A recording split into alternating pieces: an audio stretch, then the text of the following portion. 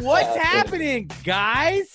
It's always funny seeing people do it for the first time. Yeah, it is. Happy bonus gravy day. It's Alex. I got Pat joining on a guest episode, on a special Quarantine Monday episode. We took 2 weeks off. I had fucking vacation. Give me a break. Don't bust my balls. Don't bust my balls. But I brought in a good friend of mine. This is long overdue to have him on the podcast.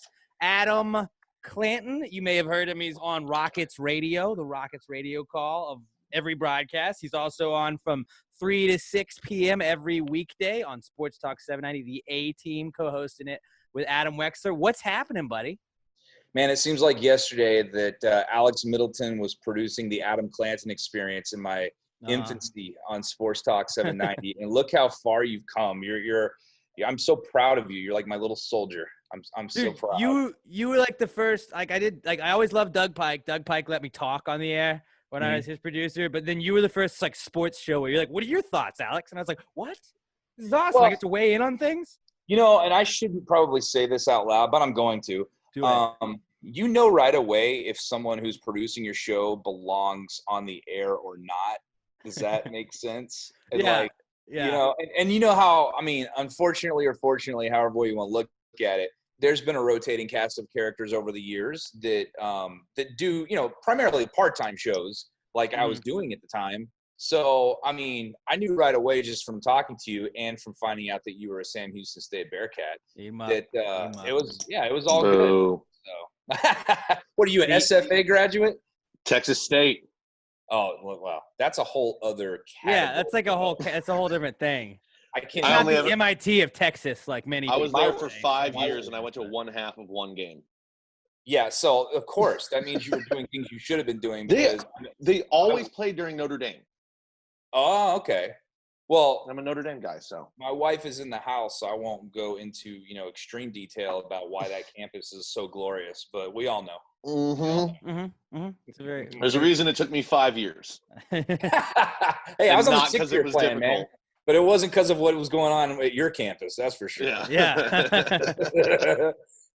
Speaking of the wife, Teresa Clanton on 94.5 The Buzz. She's a coworker of mine. Now, on your Twitter profile, let's just get right into this. It says, Teresa Clanton is my better half. Now, I know she's in the room, so if you want to just blink twice, you can blink twice for yes. But did she threaten to kill you if you didn't put that, she was your wife in your Twitter bio? Okay, so she will stab. She'll stab a bitch now. She does seem stabby. I try not to make her mad. No, you don't want it. It gets volatile. In fact, my journey down the stairs to do this podcast, I was threatened with my life. No, she did not in any way demand that. It's kind of something we both did, because if you go to her profile, it also has a reference to me. But we're hardly one of those, those couples that are like, we're going to make our joint Facebook account and it's going to be together. That way we can monitor. That's not a healthy relationship right there. And I can guarantee you that it's going to end violently within 5 years if you ever see that on social media. So we're not like that. Yeah, it's just something that it kind of came about organically, which is why I kind of knew she was the one. Because if it's not organic or if it feels forced, it could end violently. Although with her, it could end violently too. So I don't know what I'm saying. Yeah. Well, did you do it first and then she followed suit, or did she do it and then you're like, I got to follow suit? Because there's always who folded first, I honestly, this is the honest truth, I can't remember, but I would venture to say it was probably the same day. So I don't know who did it first on the same day, but it was probably one of those things close that enough. If I had to guess, this is going to sound dirty, but if I had to guess, it was probably one of those late night, you're laying in bed, messing around. Both of you are on your phones, and it just kind of happens. I don't think it was planned, or it was certainly not demanded. But it's nothing sketchy about it. Let's just there you go. Yeah. At Adam Clanton, by the way, on Twitter, if you want to go ahead and give him a follow. Not like you need to follow, you already have a billion. Yeah. I just want to do it. So this is something you and I have thrown this around via text, and we're going to just give them a little inside knowledge. We're going to start let's start a Twitter feud from now on. We won't tell people that you're going to be the guest on the podcast, and then it'll be great publicity for Monday when we put it out. We'll be like, we had Adam on the podcast to hash out what went on over the weekend. So I don't know what we're going to get mad at you for, but just like we're gonna come hard at you on. That's what she said. But we're gonna come in at you, and we're gonna have some sort of like Jerry Lawler beef with you. Oh, I like it. It's kind of like, well, you should threaten to have me on your podcast and then never deliver, like Jimmy Kimmel does with Matt Damon or whatever. You should do like that. But like, yeah, we can. I'm all for it. I haven't gotten into a real Twitter beef in far too long. I mean, I'll get after people, but mostly here's a little peek behind the curtain on that particular subject, because I have a lot of people ask me about that. It's like, man, you're so volatile on Twitter, and then I meet you in person and you're like normal and nice. I'm like, I mean, normally I don't typically like just go after someone for no reason. Either they said something stupid and I just have an opinion on it, which is what Twitter is, by the way. I'm no different than anybody else. I don't think Twitter's real life. Yeah. No, it's not. Or they're from Utah. Well, Salt Lake City to be exact, and they're a Jazz fan. No, but they do come after me. Well, most of the time I'm going to say something if I feel like it. If I don't, though, like people don't believe me when I say I ignore like 90% of that kind of stuff. So if you see me going back with some dude that has like 20 followers that lives in his mother's basement in the Bronx or whatever, that's probably like I just decided that day was a good day to go back and forth with someone. That was one of my favorite things on Twitter last year was you always doing the good morning to everybody except – because you know you're going to get at least one, and you're going to get at least an hour of entertainment out of it.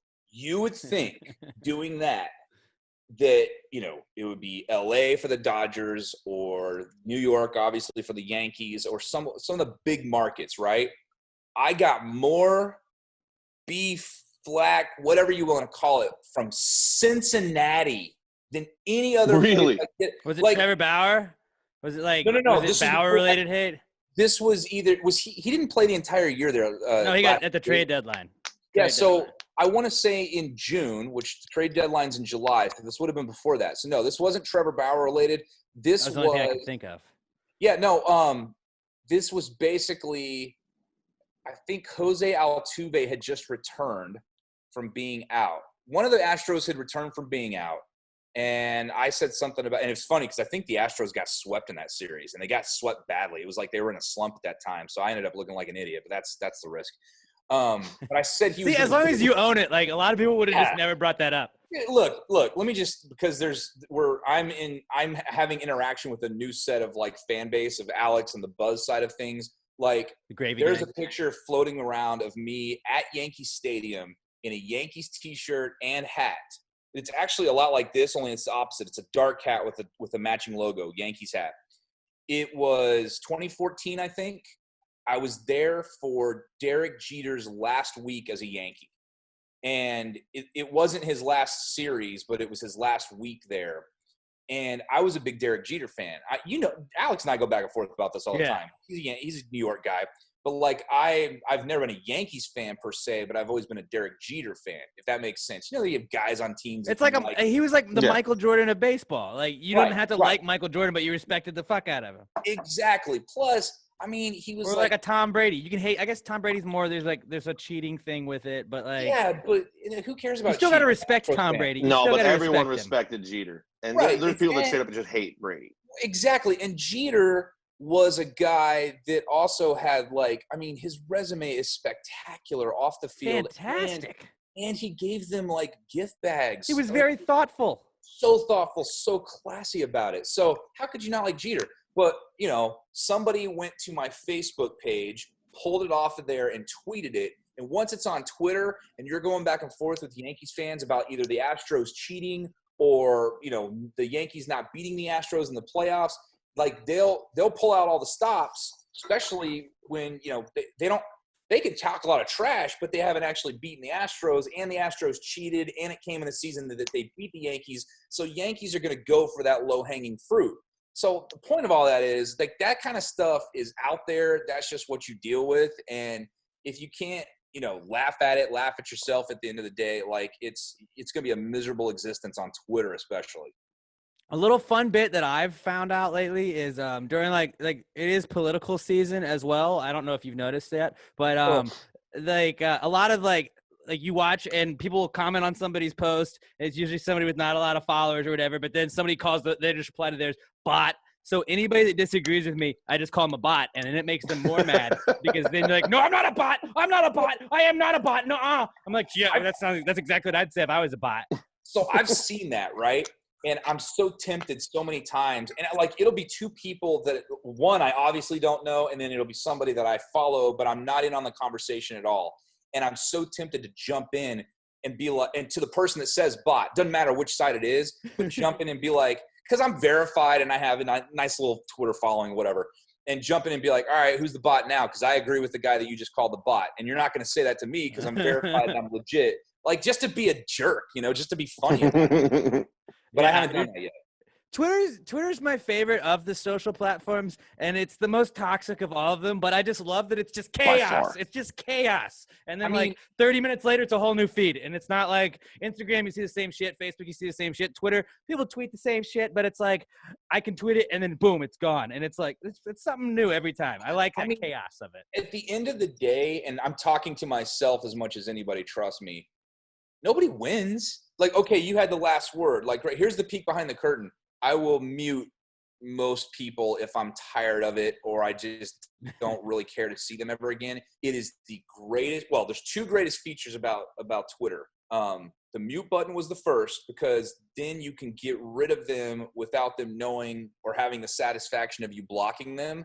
Because, like, that's a badge of honor for some people. Like, I know some people that are like that Teresa will block them. And they'll be like, look, she blocked me. And I'm like, you're a loser. I got to him. I mean, yeah, it's you're like, just not worth their time.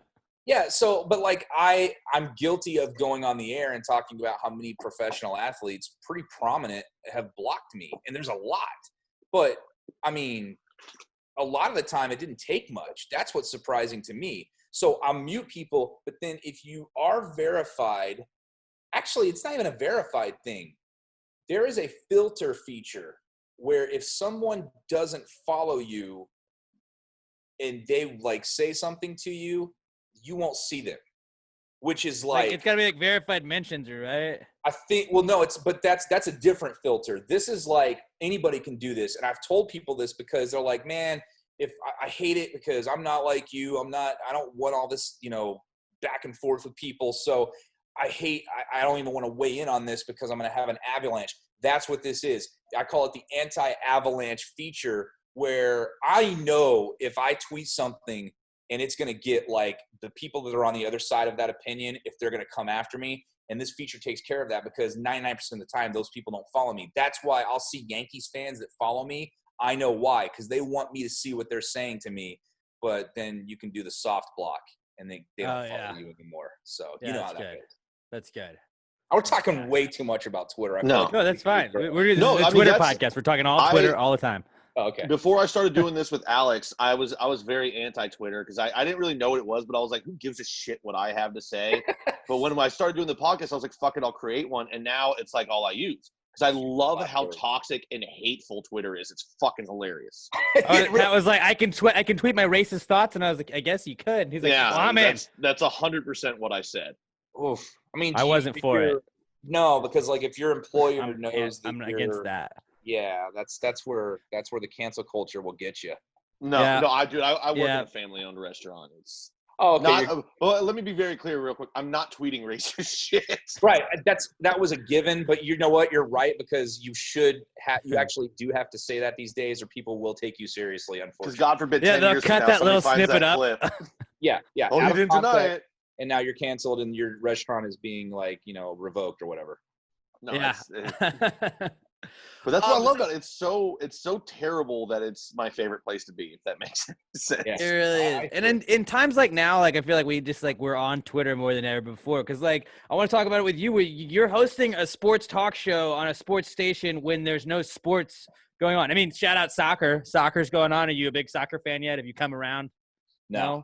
Well, dude, come on. Just get on board. You can hop on the West Ham bandwagon. It's a lot of fun. It just doesn't do anything for me. And I've tried. There's nothing else on. I know. And that's the sad thing. Like I have watched more trash reality TV. I've obviously watched a lot of Netflix. I mean, I can't. And look, there's a lot of good people that work in soccer, especially here locally with the Dynamo. Zach Emmons, shout out to him. He used to be with the Texans. really good dude. It's just not, and I wish them all the success. You know, James Harden's a part owner in the Dynamo, so I don't wish ill. It's just not my cup of tea. I can't, you know, I want the sports back, believe me. But like, how have y'all had to like what have y'all had to do to adapt though in this whole like? I mean, we're going on like 4 months now without sports. That fucking sucks. It was like March, I think, was when everything got shut down. And like, how have y'all had to deal with that? I mean, I know you've gotten to talk now like about the bubble starting back up with the NBA and all of that, but like in those dog days of like, when are we going to have sports? It's funny because I specifically still, and maybe it's just because it's easy to look back because I remember that night. Let me get the dog in the house. I remember the first or the last. I remember the last drive home from Toyota Center specifically, and you know I do the network for the broadcast, but I split the games with Adam Wexler, my co-host. So that was a night where anytime it's a home game, we do the show from Toyota Center regardless of who's doing it, because then you've got to do the network join like 30 minutes later. You'd have to leave the show early and drive from the station down to Toyota Center, so it makes more sense. Point of all that is that was his game that night, but we were both there. So I specifically remember driving home from that game, and he's on the radio and listening to the game, not knowing that, we're sitting here 4 months later. That was the last time I was in that building. And now we're going to be going back there to do the games on a feed from Orlando in the bubble. So we're still doing the games, but it's going to be like when they went to China a couple of years ago. I remember working Rockets games doing that, and they were just in a basement in the Toyota Center doing the China feed. Matt Thomas was doing the play-by-play for that game because I think Craig was doing the TV. So we're at Toyota Center at like 4 a.m. doing the game because of China time difference. And we're doing it off of a giant, I mean, I don't know if it was an 80-inch screen like PJ Tucker has in his hotel room, but it was pretty big. It was at least 55, 60-inch screen. And the feed went out for like a good 10 seconds. And Matt was just like naked on the air, just like kind of on the fly, making up what to say because the feed's gone down. But that's what it's going to be like. And it's going to be very interesting to see how that goes with that, you know, basically environment. Yeah. What's your favorite story to come out of the bubble so far? Oh, it's got to be the guys getting food delivered and crossing the invisible or visible, I don't know, line of quarantine. Now they got to go back. Is there like a rope? I don't know if it's like an electrical fence or you get cattle prodded or what, but it's like I mean, how the ring vibrates. Well, like the ring, the all important ring. You know, these guys have been told over and over again, if you do this, this is going to happen. And I mean, what can I say? They're dumb NBA players sometimes, I guess. I don't know. They do dumb things. They do dumb things. I don't think they're dumb. You're right. I don't think they're dumb. I think they do dumb things. But that's true when the world is normal. So, I mean, my thing is, it's not now. It's like 2 months from now, when they've been there for a while and the ping pong games are boring and, you know, the movies are all been watched and you're like crawling the walls to get, you know, at a stripper because you're an NBA player. We were talking about this on the podcast we recorded, our last podcast we recorded, where I was like, I loved getting to see the NBA players bitching about like, man, like who was it that was saying his hotel room was Rondo. Where he was like, this hotel room is garbage. And it was like, bro, it's a fucking resort. Yeah. And it was like, oh, so you mean like you guys are finally getting to feel what it's like with the guy in the studio apartment that was stuck in his house in quarantine right when all this shit began. And we didn't have our own fucking private gyms that we could work out in and our fucking 9-acre homes that we could just hang out on. Like, no, this is kind of what it's like. It is kind of cooped. You get cooped up in there. It does kind of fucking suck. Yeah, man. That's what it's like to be a real person. I want to see the bets that are going on the ping pong table. Like, I want to see what numbers are being thrown around. Well, we were talking about this because you guys, I'm sure, watched The Last Dance, right? Yeah. So you know what a pathological gambler Michael Jordan was. I mean, he's playing a game with the security team at United Center to see who could get closest to the wall, and there was bets being made on it. You know, like he's that guy. Which is exactly what I'm all about. Right. Obviously, you're about that life.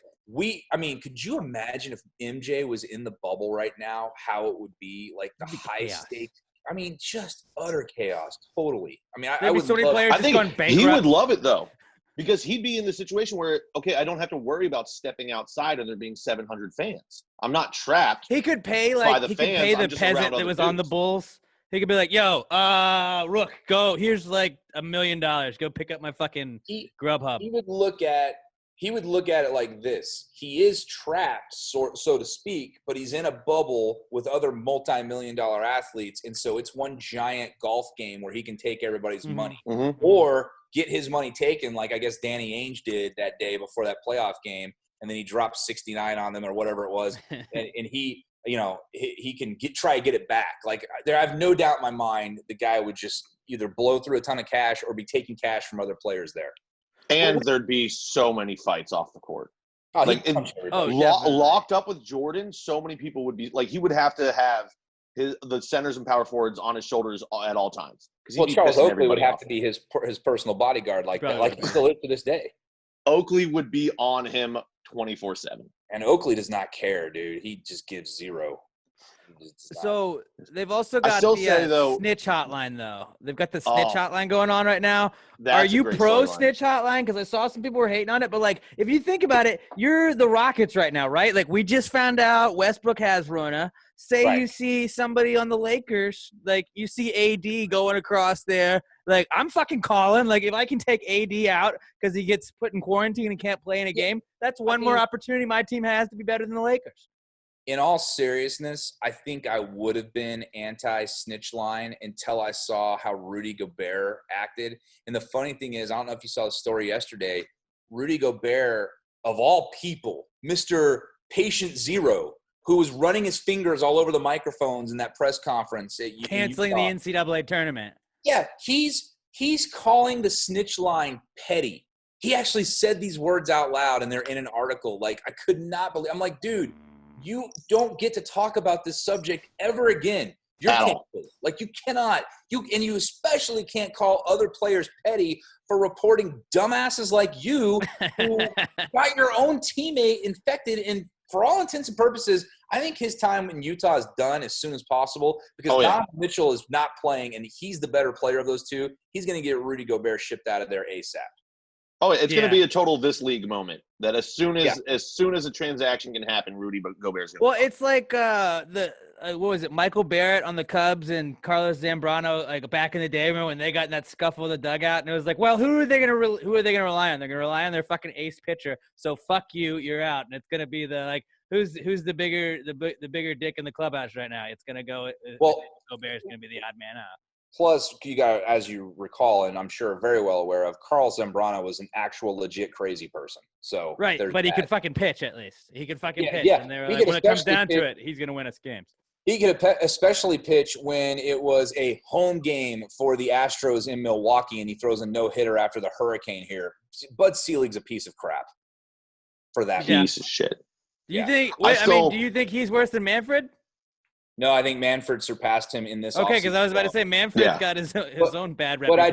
But I don't think he had until this offseason. But it started with and it's not because the Astros got caught. It's the way he handled it. Like, you can't say, all right, we're going to give the players immunity, and then at a press conference when you are basically it's your first time to publicly address your findings, which say the Astros cheated. Well, we're really not going to do anything because we promised the players immunity, but we're just going to kind of let the fans handle it and the players handle it. And then be surprised when Cody Bellinger's over here whining about this and that, and you got guys talking about beating Astros players in the head. I mean, and the best part about that is I don't care what anybody says. Major League Baseball, the whole league as an entity, they cheat, okay? Not baseball. Dude, that's a pure game, dude. What are you right? about? But they say that. That's the crazy part. They say what you just said. They've never had – name one other scandal that's ever happened in baseball. This decade, right? Okay, name 10. Name 10, all right? Fine, name 10. When I was 6 years old, I learned if you're not cheating, you're not trying, and I learned that on a baseball field. Dude, like if I was Manfred, I would give people steroids. It's like I want to fucking see home runs. Here's a syringe as you enter the players. Let's go. Yeah, like they say with a straight face that It is, a traditional game rooted in integrity. I'm like, dude, give me a break. They romanticize cheating. The Black Sox like no Scandal other. was like one of the earliest memories of baseball for so many people. I mean, that was one of had the first stories in baseball history, and it was about how they tried to fix the fucking series. The best part about Bud Selig's entire tenure isn't that he had the Astros play a home game in his owned stadium of Milwaukee against the Cubs, who were like 50 miles away. It's that he saw what happened after the strike in 94, that Mark McGwire and Sammy Sosa went on that home run chase. Then Barry Bonds saw what they did, got jealous, and started sticking himself in the ass with syringes and hitting 70-plus home runs. And he presided over that whole thing. And now here we are years later. He's sitting in the Hall of Fame, but guys like Roger Clemens and Barry Bonds, who were on the Mitchell Report, are not in the Hall of Fame because they cheated. Meanwhile, this guy was presiding and profiting over the whole thing, knowing it was going on. Filling his pockets. He was just filling his pockets. It's a joke. And he's sitting in the Hall of Fame. What a joke. So this league's going to tell me that it was just the Astros. They're the scapegoat. Let's just put this over here. They were banging on trash cans, which is better than using the camera in a different way.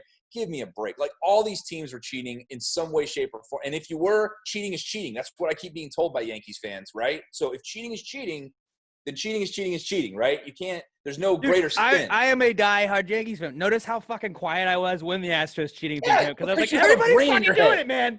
Yeah, because you have a brain in your head, Alex. That's the difference between you and the jamokes on Twitter I deal with. And it's like, okay, then like, what do you call the '90s when the Yankees won all of those? Like, I mean, like, I'm not saying I don't think Jeter was a part of it, none of them but were it's on like juice. No. they benefited by people that were juicing the whole fucking time. How about A-Rod in 2009? Totally has admitted to steroid use or performance whatever it was, HGH. I don't know. Yeah, but aren't he and J-Lo fun? It doesn't count. Well, now they're trying to buy the Mets now. They're so fun. Aren't they just lovable? They're just the greatest. They reached a deal with the Kraft family to just start building around Met Stadium. Well, okay, so I'm going to laugh if they don't end up getting the fucking team now. Dude, no, because then they'll still be rich because they'll have it all around that fucking real estate. Pat brings up a great point. Like, the Patriots have been caught cheating multiple times, and you have Red Sox / Boston fans yakking at Astros fans about what they did. And by the way, the Red Sox cheated too, but it was only a video operating guy rogue, and nobody on the team knew about it.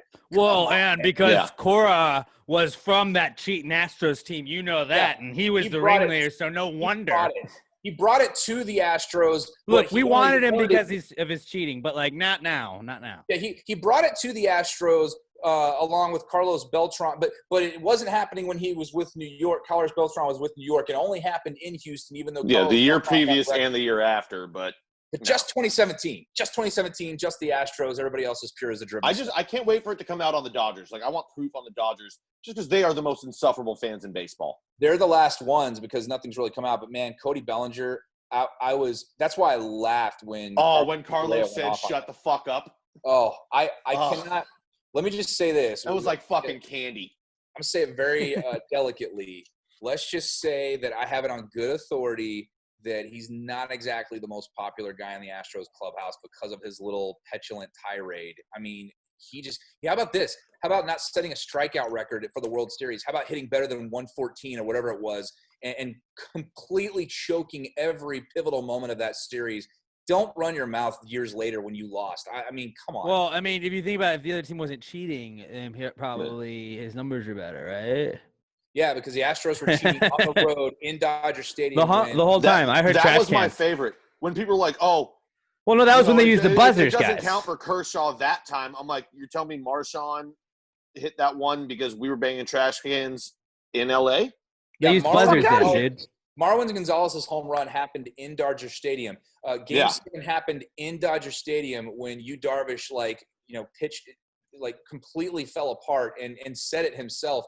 Again, for the second time. Were they using admitted, he goes, I looked back and I was tipping pitches. Yeah, I mean, but now that the thing came out, the scandal came out, they were obviously using the trash can system in the road stadium. But well, what's by the way, the buzzers were in 2019, Alex. You're getting your conspiracy theories mixed up. Well, no, they were just testing the buzzers out then. I mean, you're right. It is. You guys, it doesn't matter if it's right. I can just say it without Technology repercussion. moves slow. It took 2 Don't you guys understand how the world works? I'm sorry, it went right over my head. I don't have to have fact. facts. No, I don't have to not have on facts Twitter. to back up anything. Yeah. No, I can just shout it as loud as I want, and whoever yells loudest is right. That's right. That's how it works. That's how I wanted to say quick though. You had said your favorite bubble story. I still maintain it's Pat Beverly selling T-shirts. Oh wait, I haven't heard this. You did? So Pat Beverly brought I think it was upwards of 50 white T-shirts because he knew all these dudes were going to show up and not be packed. Like, you've seen all the guys rolling in with one backpack. Right. He bought a bunch of white T-shirts and just brought them because he's going to sell them because he knows nobody's prepared. So where is he selling them, and what method is he using with all the social distancing and all that kind of stuff? Oh, I mean, all the dudes are still hanging out. When people run out of clothes, he's going to be like, dude, I got shirts in my room. God, I love Pat Beverly. He's the best. Like, I would be happy with a statue of him outside the Rockets fucking stadium. Put it right next to Hakeem's. I'm fine with that. And it's just literally him like tripping another player. Like, I don't give a shit. Like, just the ultimate pest. I fucking love that guy. Yeah, he's one of those guys you love on your team and you hate if you're having to play against him. Yeah. He's the definition of an NHL rat. That's what he is. He's a goon. Yeah, he's a goon. He's there to do one job, and he does it well. Yep. Because he goes, I'm not going fucking back to Germany. But just when he was on those Rockets teams, man, it was like he did so much for those Rockets teams that just nobody ever talked about. And it was just like, fuck, like they would have gotten killed without his defense, without everything he did that just was like a little bit that nobody talked about. He wasn't an all-star, but he was all-star quality on defense and all that shit. Like, I think outside of LeBron James and the Cavs, obviously, because they did come back on the Warriors 3-1 in 2016, but nobody in the Western Conference outside of the Rockets even remotely challenged those Warriors teams that were winning. And people forget that in 2015, the Rockets went to the Western Conference Finals. Dwight had missed – when Dwight Howard was still on the team, Dwight had missed 42 games in the regular season. So that's over half the season.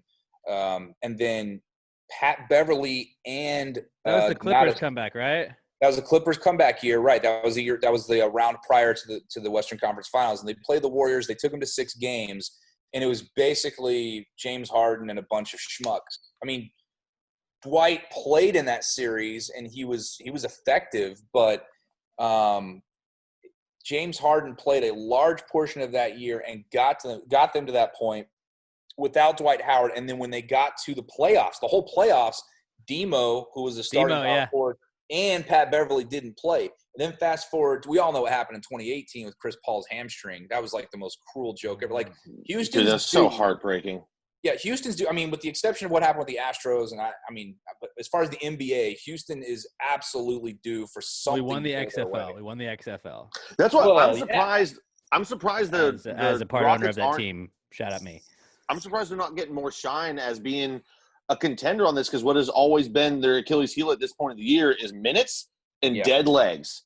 We got fresh legs. We're going to rain threes down upon now we have everybody. Rona legs, bro. But I mean, that being said, the Clippers and the Lakers are still so fucking It's going to be the Lakers, right? Like, the Lakers are going to win, aren't they? No, it's going to be the Rockets. Everything was set up. Like, they were like, you know what? We'll give LeBron AD. They knew 2 years ago when he went to LA, they were going to hand him championships. Like, J.R. Smith is going to blow 2 games by himself. They were setting him up to be the Warriors, and all the fucking Lakers fans that used to be Warriors fans but were previously Lakers fans again, they get to come back and suck that Lakers dick again. And it's just like they're doing exactly like they're setting the Lakers up. Like, they always do this, and I understand it because that's big for basketball. But it's like they're going to win. They're going to fucking win. They're going to win. They want that. The league, I think, wants that. But I'm telling you right now. The league gets what they want, except for, like, last year where they got pissed because fucking Toronto won and just fucked up everybody. Well, that's because all the Warriors died except for Steph Curry, who we all found out, apparently he can't carry an NBA franchise like James Harden can. But I digress. The Clippers are the team from LA that's going to win it all. You think so? They're monsters. So they got 2 guys that can guard LeBron. Right. So the Lakers have LeBron and they have AD. But, hey, everybody who's criticizing James Harden for never getting anything done in the playoffs, what the F has Anthony Davis ever accomplished ever in his life? Thank you. He signed to play with LeBron. That's going to be the first time he's ever gotten out of the first round of the playoffs. Then, secondly, look at their roster before Kawhi Leonard and Paul George got there. They had a good core in place already. They had a team that pushed the Warriors in the first round a couple years ago. So they've got Pat Beverly. They've got the Montrezl Harrells of the world. They've got who am I thinking? I'm missing a name, but obviously Paul George and Kawhi Leonard as a duo. I just think top to bottom, they've got a deeper, more playoff, built for the playoffs to win type roster than the Lakers, who have a bunch of, like, the Lakers missed the playoffs last year, and yeah, LeBron was hurt. But that was a bad team. They had like crap around him because nobody. LeBron was. Let's quote. He was like, "Do I want to play, or should I just say like his ankle was messing with him?" And I think he had a groin injury actually. It was whatever it was, but he was like, he had a could I hangover. just take off 20 extra? Yeah, he drank a lot of wine, man. Like that guy is drinking wine more than anybody I know. He's got a problem. I think he has a problem. People are saying he's been hanging out with Teresa too much. That's probably what it is. I think he's drinking as much wine as I am whiskey, and for a professional athlete, that's not an acceptable level of alcohol. No. Except at 6'8", with that metabolism, that he could probably down 3 bottles of wine a night and fine. Look, I'll give him this. I mean, he's got his own chef. He's dedicated to keeping his body in tip-top shape. You don't hear about anything off the floor. He's just a douche. Like, he's a good guy. He's just a douche. He's just a douche. He's not even really a douche. He's just like, everybody just looks for any reason to tear him down. And it's I want to hop on. He does douche. Oh, no, I'm sorry. You can't quote yourself and not be a douche. He's just, but here's the thing. He's in an impossible position because for some reason, everybody compares him to Jordan. And I get it from a greatness standpoint of individual accomplishments. But there is no comparison. He was the chosen one when he was 16. Yeah, I mean, he's been famous since he was outperformed 16. He's on the And he cover grew Sports up Illustrated. with Yeah. you grow up with social media as it booms. Yep. It's different. Like, that's psycho. I don't care who you are. That'll psychologically fuck you up. But like, we have this conversation about all the time about Jordan versus LeBron, and everybody thinks they've got the right answer. I was always a Kobe guy. Well, okay, you bring Not up the really, guy because when you compare guys, LeBron, like, unless you go see him play in person or have actually ever like been standing next to him, you don't realize how massive of a human being LeBron is. He's 6'8", which means he already had 2 inches on MJ. MJ was 6'6", but he's like 275. Like, MJ on his best day was 220. This guy's built like Karl Malone and can move like a gazelle. That's not normal. So you don't compare those two from an individual standpoint. You should compare Kobe to MJ because that's where the true comparison. They're the same guy. Like, they're built the same. They even wear the wristband up on his arm on this side and the knee band on the other same exact fadeaway. I mean, have you seen that YouTube video where they basically took MJ highlights and then found Kobe and just spliced them? Oh, it's insane. It's amazing. It's like a good 5 minutes of it. It's frame for frame. Yeah. It's smooth. Like, that's why if you compare LeBron to anyone, it's magic. Yeah, he's got the game that translates. Yeah, the 6'8", 6'9" size. I always say he's built like Karl Malone, but yeah, he's got the passing of Magic. He's got the athleticism of, I mean, Dr. J. I don't know. Of anyone. Yeah. He's not – there isn't anybody like him. So whereas you can kind of compare Kobe to MJ, at least in similarity of game, not to mention championships because he had 5 and MJ had 6. Like, LeBron is like created in a lab. There's nothing you can compare him to. Yeah. I mean, that's I think it's all coming down to who's better at Space Jam now. Like, really. Well, like, I don't think the sequel's ever. You can't beat Michael Jordan's Space Jam, so it's always going to be MJ's the GOAT then. He invented the NBA bubble before there was an NBA bubble. That's how ahead of the time that was the original NBA bubble, for sure. Yeah, it was on the set. Which, honestly, kind of dumb on Michael's part because, like, no shit the Monstars went there to steal everybody's talent. You had fucking a bubble of all the best players, idiot. No, he knew. People play baseball.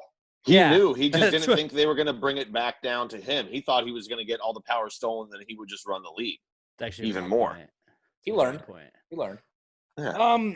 So I guess that's pretty much all I had. I have like notes for you, but I was like, I'm just gonna shoot the shit with Adam because Adam and I have like known each other for years now. Like, we'll just. I got one for you because who's your favorite wrestler of all time?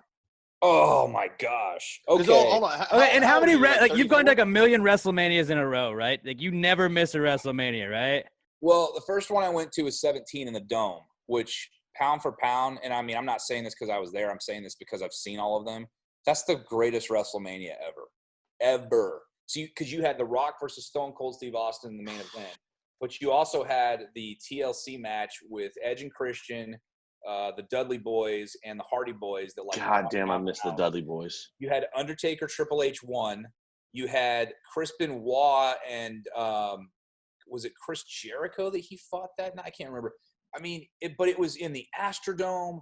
It was at the peak of, this was before The Rock started going off to make movies. This was the peak Attitude Era of the Attitude Era, and it busted wide open in smack dab in the middle of our city. NRG Stadium wasn't even a Reliant Stadium yet because it was still being built. I remember passing it on my way into the Dome and thinking, that's going to be cool when it's done, but I'm in the Dome.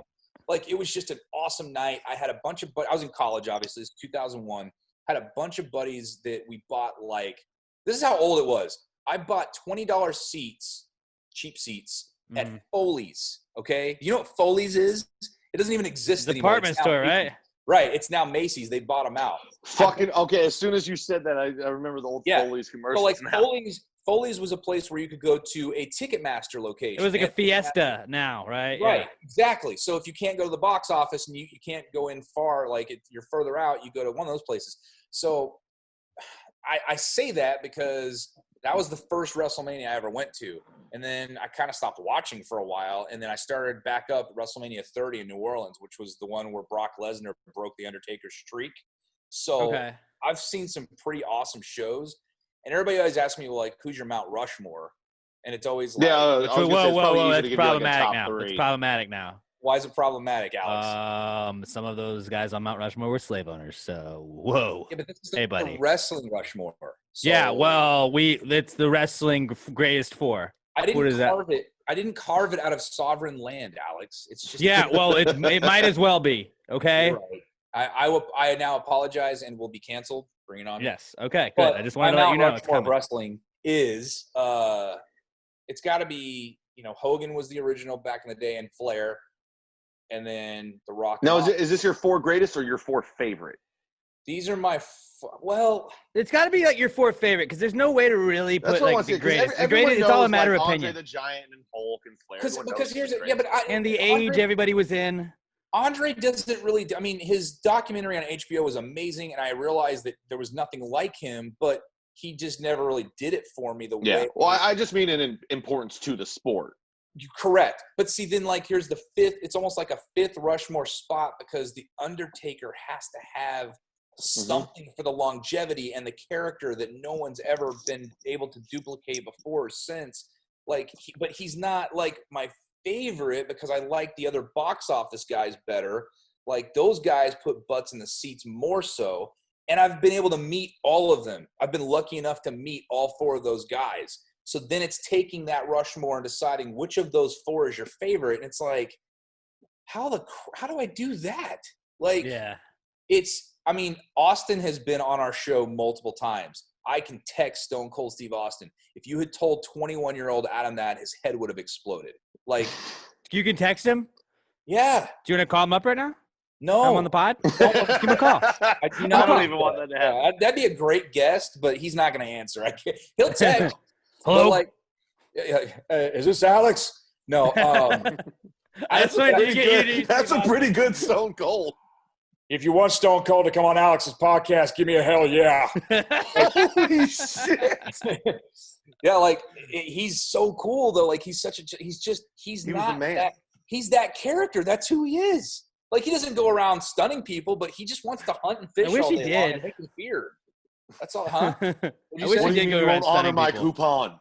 Dude, he's just the coolest, most down-to-earth guy. But then, like The Rock, if you meet him, and I met him at Super Bowl Radio Row back in 2004. This is when he still had hair. This was, obviously after Scorpion King, but he hadn't really become like the biggest movie star in the world like he is today. You know what I mean? He hadn't done Tooth Fairy yet. And he hadn't become Dwayne Johnson yet. He was still The Rock. Exactly. He had hosted SNL, which was kind of like a hint of what was to come, but he had not made that full transition, still had a lot of wrestling left. One of the nicest guys you'll ever meet. And I wasn't anybody. I'm still not anybody, but I wasn't anybody then. Like, I was just a guy that was, like, happy to be there on Radio Row. I hadn't even started full-time radio yet, and I still had a year of college to go. But he was so cool. And then, Flair – here's my Flair story. Flair is signing autographs in San Jose for WrestleMania 31. This is the one that was at the Levi Stadium. So we're in line. We're getting Bret Hart's autograph that day, and we're getting Ric Flair's autograph that day. So Rick is at a table, and he has pre-signed belts, and it's the big gold belt, right? The one from NWA/WCW. One side is signed by Flair. The other side is signed by Hulk Hogan. And I've already brought a belt with me. It's the Attitude Era belt. If I had known better at the time, don't trust me. I've already bought the big gold belt. The next time I see Ric Flair again, I'm going to have him sign it. So don't start with me. But, like, I'm going to have him sign this one. And you can get that belt and a picture with Rick for, like, I think it was like $750. It was something outrageous. I mean, it was something I could do with a credit card, but do I want to do that? So the guy that's like kind of handling Rick is he hears me and my friend Dustin and my buddies talking about it because I've already got a belt. And he's like, well, this is how much it costs. You get it. And I hear this voice, and it's Rick. And he goes, come on, kid. Take out that credit card and get that belt. Like, he was egging me on to spend more money, right? And I'm like, I'm not doing it, Nate. I'm not doing it. And so I've got a great picture with Ric Flair, and I'm going to put it in the framed belt when I get him to sign that one, and I'll tell him the story, and he'll laugh. I've had him on the radio before, too. He's a great guy, too. I mean, he's had his faults, but I'm glad that Who doesn't? Yeah. So, okay, Hogan, I'm standing at I don't know if I'm taking too long with these stories. But no, we're a podcast. Okay. There's no time limit. So Orlando, a couple of years later, I skipped Dallas because me and Teresa got married. So fuck Dallas also. Well, also that. I mean, I understand. So the next year is in Orlando at Campus World Stadium, which is proof that the WWE can make any venue look amazing because that's a piece of crap venue. It's a terrible stadium. We're walking through dust bowls to get to the front door. So I had bought a ticket to get Shawn Michaels to sign an Intercontinental belt, and I was going to get Razor Ramon / Scott Hall to sign the other side because they fought at WrestleMania 10 in the ladder that was like my era, the NWO Scott Hall. That was fucking like my wrestling. Razor Ramon with the toothpick. This is Razor Ramon versus Shawn Michaels at WrestleMania 10 in the Garden. I remember like my mind being blown when I found out that Scott Hall used to be a whole other guy. Yeah. I mean, it's a whole new world for you. Your mind. I felt like such an idiot. That's okay. I mean, you know, we all make our mistakes. So I'm standing in line to get Shawn Michaels' autograph, knowing that tomorrow and you buy these tickets ahead. It's WrestleCon, so you buy these tickets ahead. You pay, you give them your little ticket, and then you get the autograph and picture. I'm going to get Razor Ramon on the other side the next day. This guy who I find out is from Canada is in front of me in line, and I've literally landed at the airport and taken an Uber to go to this venue because my buddy who I flew with is at the house we're staying at. And this guy starts just and I'm like, I'm tired. I just got off an airplane. I don't want to talk to people, and this isn't even quarantine time. I'm like, dude, your social distancing needs to like improve. He's just kind of annoying, like, and I'm friendly enough, but I just wasn't in the mood that day. And he's like talking and talking. He finally gets my attention. He says, hey, you know, Hogan's opening up his beach shop, and he's doing an autograph signing. And I'm like, when? And he goes, today. I go, what time? And he's like, whatever it was. And that's like in 2 hours from then. I'm like, holy crap.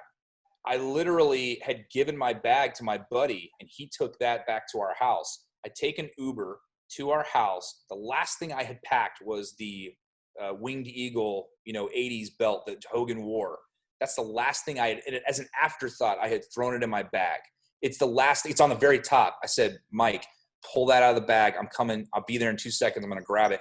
Uber back to the house, grab that belt, Uber to Hogan's beach shop after I got Shawn Michaels' autograph.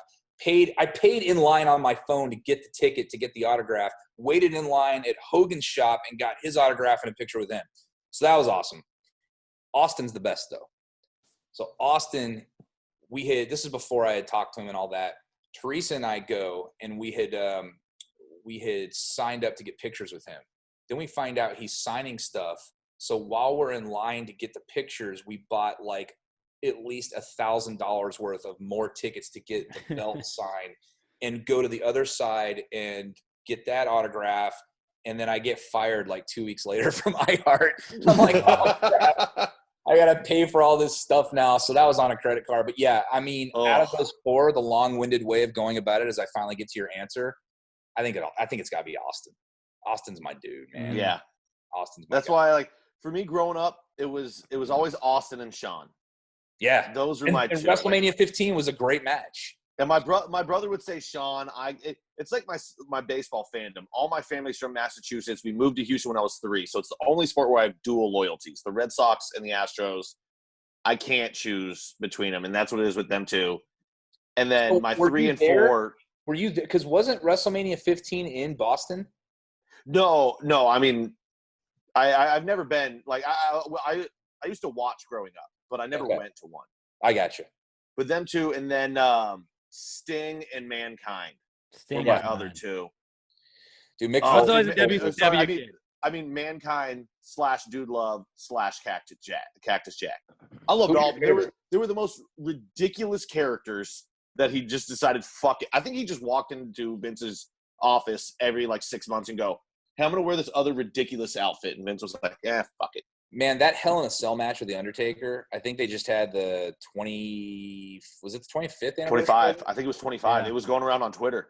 I mean, dude, you could die. And he said, fuck it, throw me. Well, he has said, not.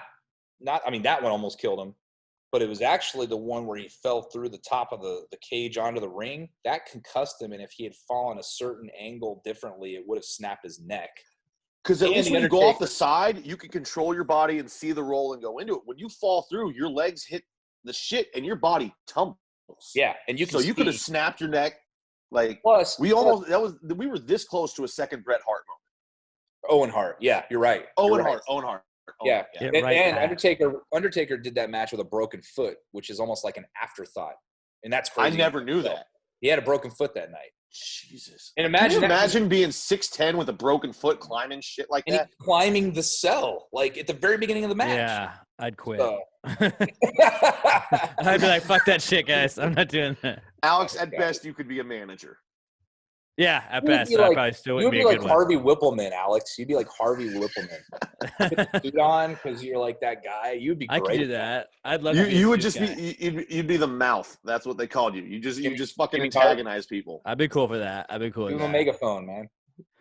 Okay. We have a couple of segments if you want to hop in on those with us. Now, this is a brand new one. We just kind of started, and it's not really even a segment, but my friend Krista was talking about murder mystery podcasts. And then I looked up on the iTunes charts that murder mystery podcasts are very high up on the charts. So we wanted to go across in Pat's not peeing. He's pouring.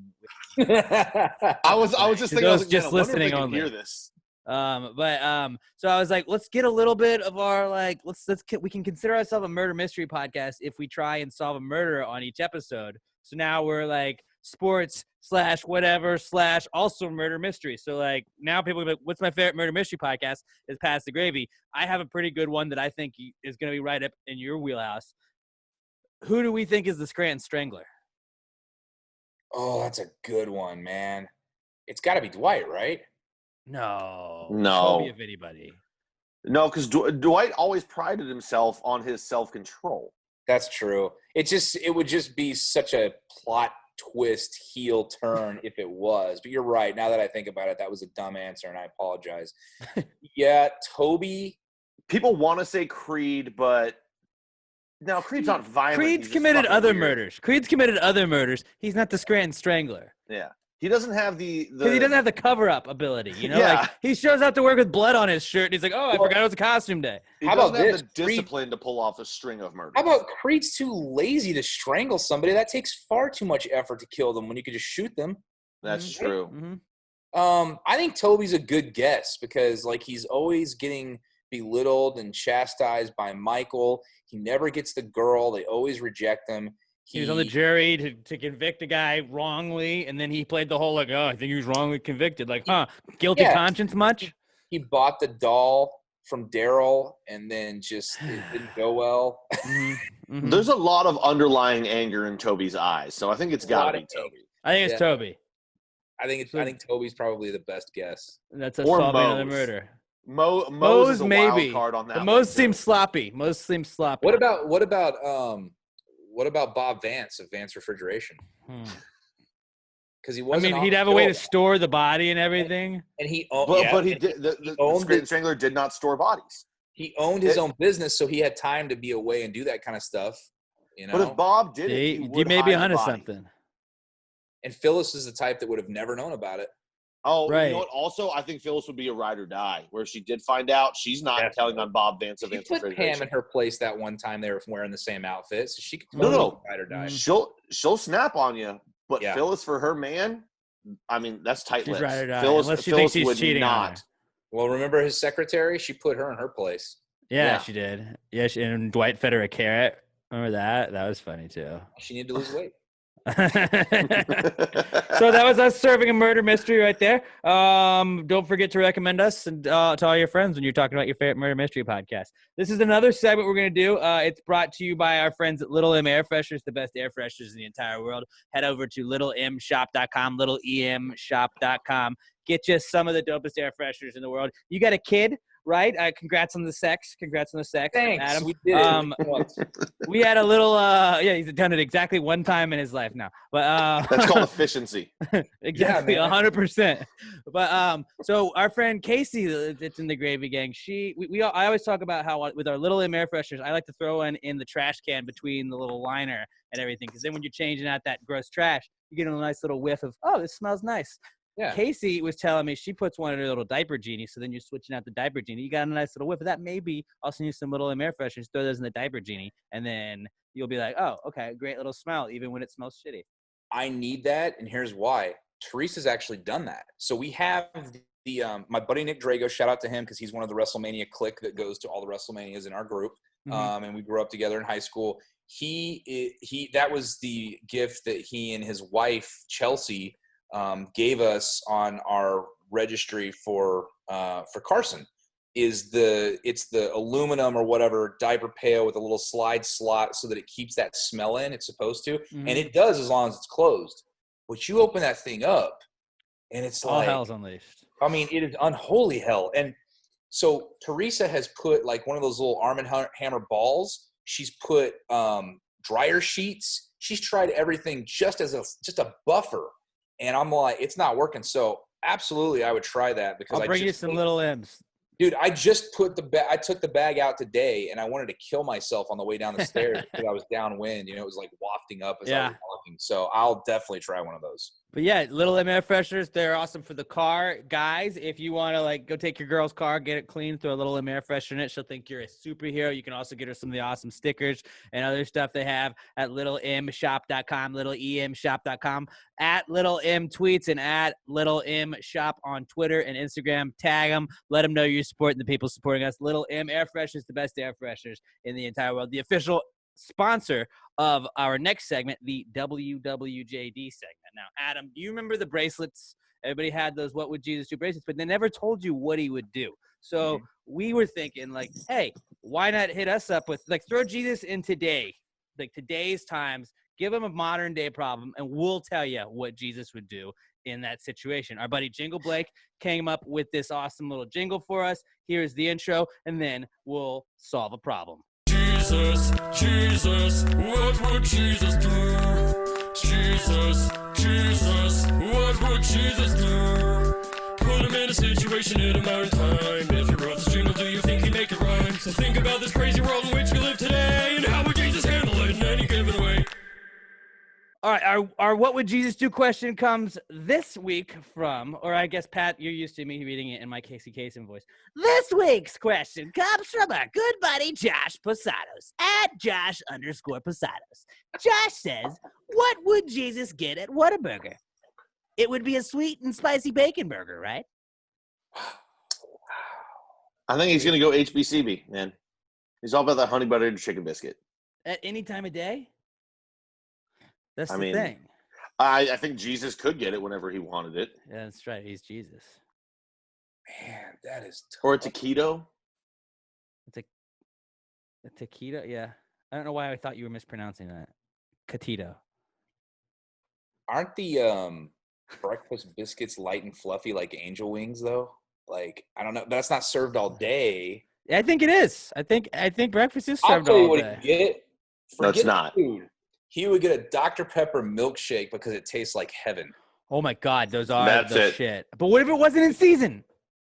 Well, it's What do you been mean in quite a season? while. It's Dr. Pepper, you moron. Yeah, it's Pepper bottled up milkshake. the road in Waco. Haven't you lived in Texas for a while, They Alex? only Come it's on. like a limited release. That and the root beer shake are awesome as well. No, Well- I'm pretty. The root beer shake was limited. I'm pretty sure Dr. Pepper, since it was there, it's been there.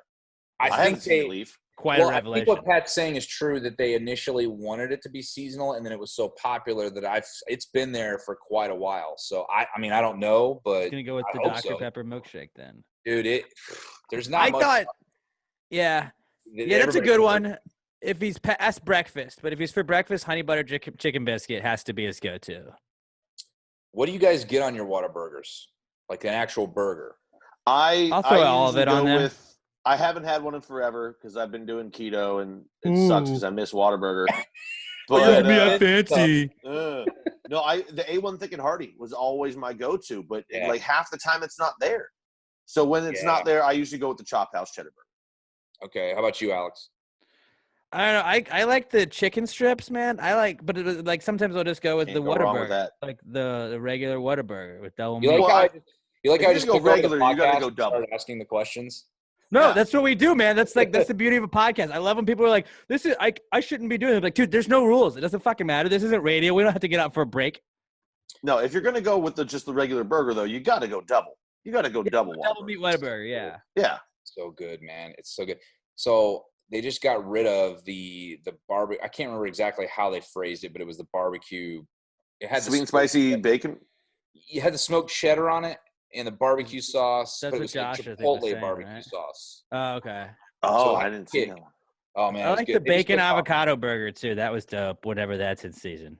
I think Teresa likes avocados, but I don't know if she does that one. She likes the chicken strip burger or sandwich or whatever it is. Oh yeah, I never had the buffalo chicken strip sandwich, but I heard That's it was pretty just bomb. fucking Pretty bomb. gangbusters. They don't have anything on the menu that's not good, really. Yeah. You Yeah. can really close your eyes and point, and you're going to be happy with what you get. Spicy ketchup is legit too. Are you? I think I like the spicy ketchup, but I think that the regular ketchup is so It's awesome. so Where good. it's like so Yeah. good. when they're like, "Do you want spicy or regular?" I'm like, I can't not take regular because regular's the tits. Like, it can't Yeah. just Oh. be like, Spicy's I good, but I guess, yeah. definitely prefer the fancy ketchup. I gotta go with the regular. I gotta Yeah, go with the it's regular. good. For sure. That's why they bottle it and put it on the shelves in stores. Are you an anti In-N-Out burger guy? Yeah. Just I'm on not principle, anti- I I've just never had it, but if you're a burger joint that doesn't It's sell good. bacon, I will not It's give you my good. money. Here's the I thing. don't understand why we have to choose. That's the beauty of America. It's a free country. I can eat In-N-Out and then I can eat Whataburger for dinner. I like both of them. They're both great. I'll try it sometime, but the fact that I can't order a bacon burger from your establishment shows you're as California as you fucking possibly can be. Yeah, and here's the thing. Okay, that's a flaw they have, but everybody's got flaws. We've discussed this a couple of times already, guys. Not Yeah, Whataburger. But if one is The burgers are a little flat. is markedly better, why would you waste your money on the other? Because, I mean, I'll admit, I've had In-N-Out one time, and I will also admit that maybe the settings surrounding that one time weren't ideal for having it the first time, because it was after Game 6 of the World Series in L.A., and Justin Verlander had been on the mound, and we all thought that Mattress Mac was going to fly us out there for the celebration that night, and then they lost, and we had to fly back at 4 a.m. and have no sleep as they won Game 7 the next night, and we watched it on TV. But I digress. On the way home from that game, we're on a bus. They take us literally like a couple blocks from where Reginald Denny got his face caved in during the LA riots. Like, I'm talking, it was the intersection over. Now, it's Compton or South Central LA, and it's not as bad as it used to be. But they're like, all right, we're going to stop before we get on this airplane and go to In-N-Out. So I'm like, well, it's In-N-Out. I always hear about it. No better time to try it, right? We go. The burger wasn't bad, but it didn't really blow me away in any way. And the fries were terrible. And you're right, they didn't have bacon on it. So I'm like, this pales in comparison to Whataburger, which brings me back to my original question. If you have both of them in your city and one of them is amazing in every way and the other one's just kind of whatever, why would you waste your money there? And you got to wait in line for 2 hours. Yeah. That's what I don't Literally, get. where I I like live the out people in that got Katy- mad when they'd open, though. And they're like, I waited 2.5 hours. This is bullshit. It's like, did you not think about maybe like backing up and getting out of line? Like, maybe you do that. I don't know. Then you have Yeah. 2 hours back. Yeah. I'm out in Katy, and literally they're on almost directly across from each other on one side of I-10. And I live 5 minutes away from the In-N-Out Burger. It's been there for 8 months now. I've never even thought about stopping it. It's just there's nothing to it. It does nothing for me. My unpopular opinion is that Shake Shack is better than both of them, burger-wise. Just burger-wise. I've heard that opinion, and you know what? And Shake Shack I don't burgers hate it bomb. because there are better burgers out there than Whataburger burgers. It's the entire menu is what sets Whataburger apart. Experience, exactly. Yeah. Although the one time I did shit myself at an Astros game was after I ate Shake Shack. After I ate Shake Shack. I got the bubble guts. I was walking out of the stadium, was like, I'm fine. Was going to go meet some people at Lucky's, may it rest in peace. And then I was like, ooh, I think I got to go. And I had to like run past security that was like, you can't go back. And I was like, he ran back through security. I ran back. They were like, oh, okay, whatever. Like, if you say you forgot your phone, you can walk right back in a minute. They don't fucking stop you. I was like running. They were like, slow down. And I think they could smell it, Alex. I felt shit just coming out. And I was like, oh, no. Had to wait. Had to throw it. Ditch the boxers. Had to go. My girlfriend, like, I've already told this a couple of times, so I'm just trying to give you the quick sports center version of it. Girlfriend was a fucking G. Got an Uber. I was like, back of the pants are clean. Just, we can't have the windows open. We got to have the windows down. Got to have the windows. She's like, it's a nice night. Can we roll the windows down? Fucking clutch. And then just like, I got out. I was like, this is disgusting. All right, we're out. That's still not the worst I've ever seen you in. I wasn't there that night, admittedly, but the worst shape I've ever seen you in, I believe it was Weenie Roast 2015. I thought you were going to die of alcohol poisoning. Like, it was not good. Like, you were slumped over in the corner of the VIP tent, and it was not good. You'll love this, Adam. So last Saturday, we both bought the UFC fights, and we streamed it, just like we're doing now. And Alex has started drinking at like noon, I think, for my soccer. girlfriend was out of town. I was by myself. I had to do something. The night gets going on, and the fights go, and then it's the second last fight. It ends. I thought I might have Rona. I was stressing. And I was like, dude, you're gonna pass out before this last fight. And he goes, no, I still have to take the dog out and do all this. So about 5 minutes before the Masvidal Usman fight starts, Alex just walks off camera. Never fucking comes back. I mean, also I was controlling the stream, so the stream went on for hours so the after the stream just fight. stayed up, and it just stayed up. Then at like 3:30 in the morning, which by the way, it was the second stream because his laptop died in the middle of it because he was so drunk he didn't realize it wasn't plugged in. Not my fault. So there was two streams. He wakes up at like 3:30 in the morning, shuts the stream off, deletes both of them. Oh no! Yeah, dude. Just hours of content. That was drunk Alex. Take it out with drunk Alex. Sober Alex, not his fault. But this is why we love Alex. Oh, he's the best. I love Alex. He's the best. Think about when you first knew him, and now look at him with a beard and a bucket hat. He's a whole different person. I had the long hair. You said the hair. Yeah. I remember all of it, man. I mean, I've been ecstatic every time he's, gotten a promotion, and he's great. He's the best. You can't help it. I remember the first time I turned on the Rod Ryan show and heard him, and I was like, I was so drunk at 16 years old with that guy in a house party, and look at him now. Yeah. I mean, he's a bona fide celebrity. Not really. No, not at all. You're a Houston I'm celebrity. the third mic on a morning show. That's it. Yeah. But it's cool. When people ask about the podcast, I go, oh, have you heard of the Rod Ryan show? Yeah. Oh, the third guy that is an idiot? Yeah, that's us. That's my his buddy. other thing. So Jesus, back to Jesus. He'd go honey butter chicken biscuit sandwich, right? That's probably and Dr. Pepper shake. And Dr. Pepper shake. That's what he'd go with. Thank you, Josh. That was a good one.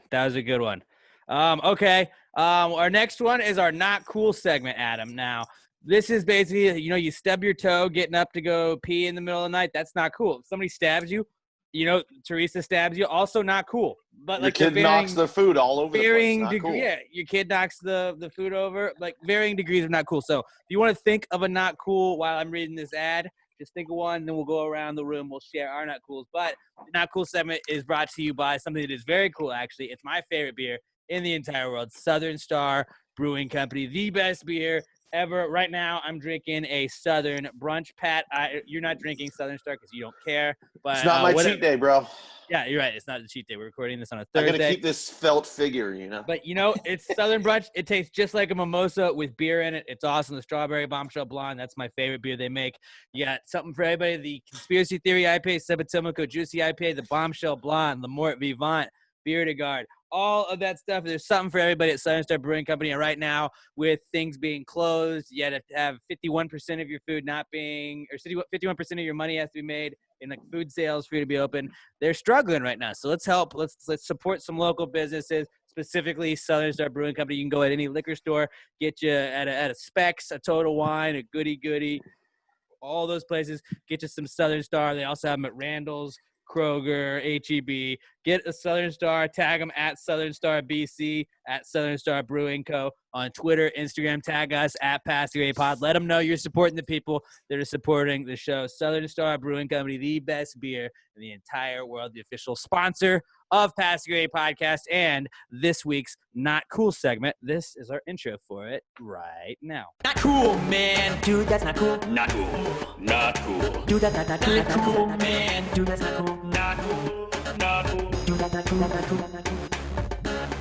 I'll go first if you guys want. Now, this is the day after Sure. we recorded another, we recorded last week's Pass the Gravy, yesterday. So this is just like we might not have the best not cools. At least Pat and I might not. But I have one. It's a very first world not cool. And my fucking cable box in my bedroom went out. And it fucking sucks because now I feel like a poor with only one cable box. And like I have to watch like a fucking idiot. I'm watching cable on my iPad in my room when I'm folding laundry and shit. Like, what is this? Prison? That is It feels like a it. first world problem. And I understand, and I sympathize. And now, like, you try and schedule it. I know Adam's always watching it on there, and the kids are always watching Comcast. I hear Teresa's commercials. I know you guys love it.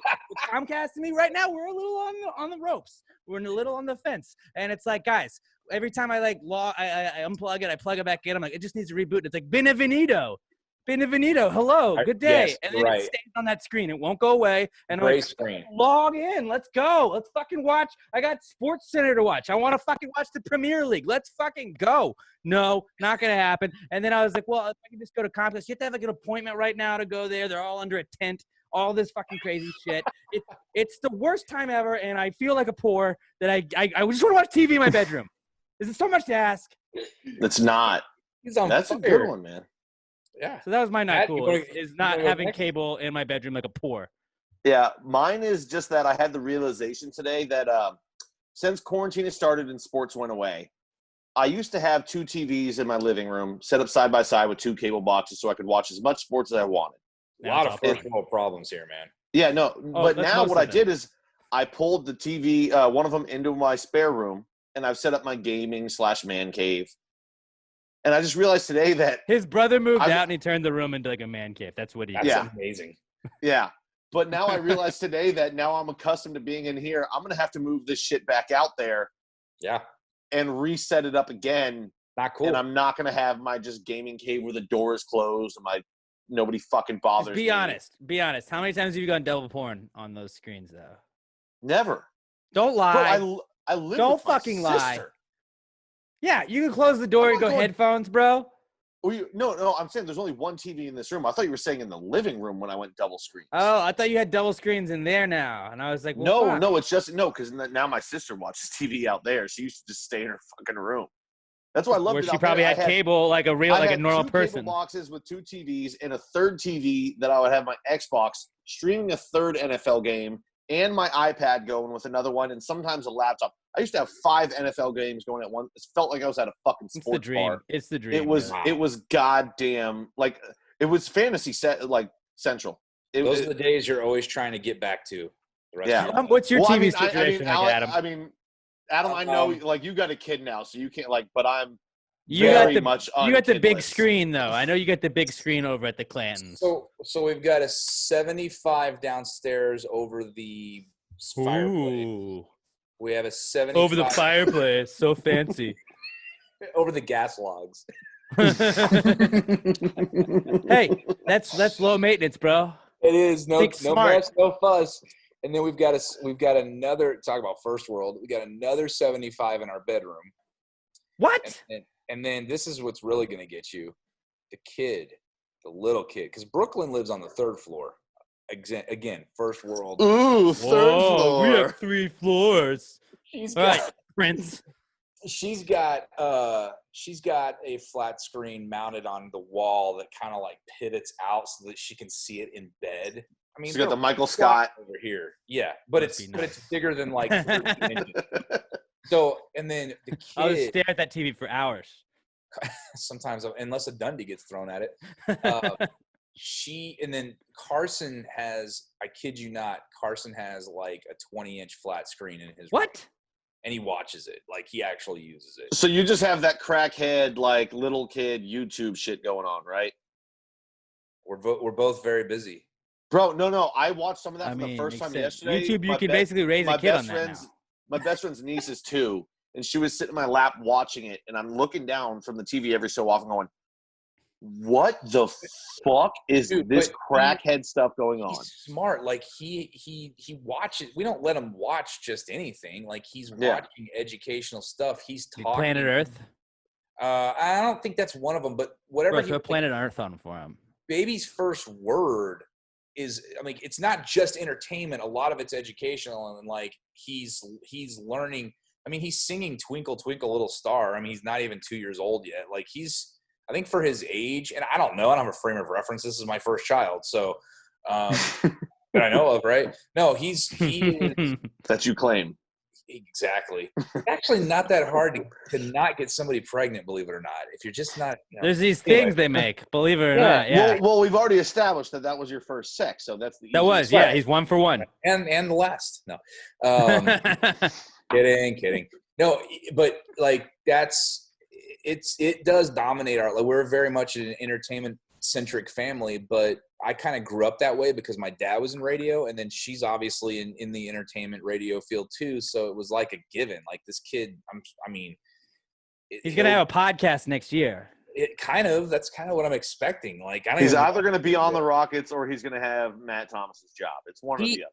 We've already said this. He's not allowed to go into broadcasting, and he cannot play football. Other than that, he can do whatever. That's a very liberal-minded way to go. Oh, the Clantons libs confirmed. Tell him to do. So that's. But I'm funny. I don't want him cracking his head open over and over repeatedly. No. Dude, there's been no scientific things that have proven that football's bad for you. Plus, baseball is more fun anyway. It's a lot more chill. That's not that bad. It's not that bad. As a dad, you can sit down the third baseline and have some drinks with the other dads, and nobody's going to know. You can't do that in a football stadium. They check you when you walk in. No, I want him to play baseball, and he's left-handed, so I'm going to start putting a baseball in his left hand because even if he's a reliever, he can like set the next 3 generations of Clanton. Have you done like the all you got to do is throw junk stuff, and you'll get a college scholarship. Stretching him? Yeah. Oh yeah, we do that. We do the stretches before bed at night, and then when he wakes up in the morning. I mean, get him like the little 3-pound weights. Start making him like lift. Like, hey, this is a curl. Exactly. This is a curl, huh? Lefty junk gets you a 50% scholarship. I mean, easily. Like I keep saying, it's either that or golf. I mean. Golf is kind of tight, though. And the golf, and baseball. Lessons are expensive, though. The baseball lessons are too. But to a lesser extent, baseball. But both of those sports, you can play till you're like very, very advanced in age, especially on the golf side. Football, like the average football career in the NFL, if you make it there, is 3.5. 2.5, 3 years. Yeah. Yeah. So not for long. Which is weird. Like, I was talking about this with somebody else the other day where, like, in football, you can play football, and then in high school, like, a lot of people are just done with it. Like, you can play baseball and then go play softball after you're done playing high school baseball. But, like, there's never anybody that just has, like, a pickup football game on the weekends that you go to. Bro, like, I've got 2 friends. I'm sure there are, but, like, it's very rare that you're like, you guys want to get the boys together, play some pigskin? Like, I've got you and 2 the boys want to friends get down, we can throw some wiffle ball together. Like, there's all, like, every other, you can play pickup basketball, pickup hockey, you have beer league, all that stuff. There's no beer league football. No, I've got 2 friends that are playing for the Roughnecks Beer League men's baseball team right now. And the only reason I wasn't playing is I don't have Sundays off. And they both have jersey number 69, don't they? I would. No, I don't think either one of them, but the jerseys look legit. Like, they sent me a picture the other day, and I was like, fuck, I wish I could be there. Like, Kenny he was telling me, he was like, the opposing pitcher was throwing low 80s. He was blowing us away, and I was like, God damn it. Oh, that's awesome. I was like, God damn it, I wish I could fucking be there. So everybody's not cool we just did, right? Mm-hmm. I don't think I did one. You didn't do yours. What's yours? Not cool. I'm going to do a dad one just because, I mean, it goes with the theme. Yeah. But it's like you'll totally, I mean, if you have kids, you know, if you're watching and you have kids, if you don't, you will. I don't like it when he starts and doesn't finish. Do you know what I'm saying? My girlfriend tells me that all the time. Yeah, I knew you'd make a sex joke, you creep. No, he's pretty regular, okay? Uh-huh. So before I bring him downstairs right around 10 every day, because we do have a nanny because we both work. And you're a millionaire. She is. Sugar mom. He'll usually do that, okay? Like, that's his time, one of the times of the day that he'll do that. Sometimes he'll start, and I'll change him, and he's not done. And then, like, a few minutes later, I still smell it. And I'm like, I didn't leave the diaper thing open. You did it again. He's that guy. And it's my kids. So you change them again, you know? And it's not, I mean, it's not over the top. It's not maybe what you guys said. But that's my life right now, Alex. Things have changed. Yeah. No, I'm literally your son grown up. Like, I'll go to the bathroom. You get and then 10 minutes later, I'll be like, dude, there's aftershocks. Like, I'm going back. Oh, my God. So I feel good now knowing that this isn't just something I developed later in life. Now I'm going to choose to believe I've been this way my whole life. Carson is or you're like Benjamin Button. Or there's that. Have you ever had my mom's face one time when she was changing me? I was about to ask you, like, have you gotten the pee in the face? Because I know, like, you know, with a kid, it's like a garden hose kind of. It just goes everywhere. I've gotten lucky. He has started to a couple times, never got me in the face. It was always like, well, okay, so you change them like this? Yeah, or the arms are all knowing, okay? They're always on the lookout. So, like, instead of your head being on a swivel, like, my arms are on a swivel, so I see the move. Like, I've always been able to block it. But, like, she's gotten it all. She's had, whether it was Brooklyn or whether it's now Carson, you know, he sneezes in her mouth.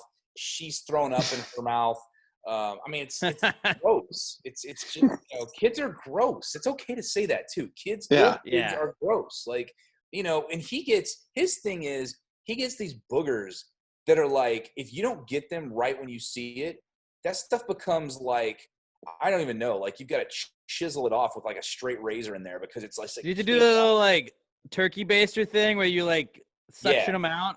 Well, but if it's hard, you can't do that. They don't. But like the older they get, like now you couldn't do that. He's not going to let you use a vacuum.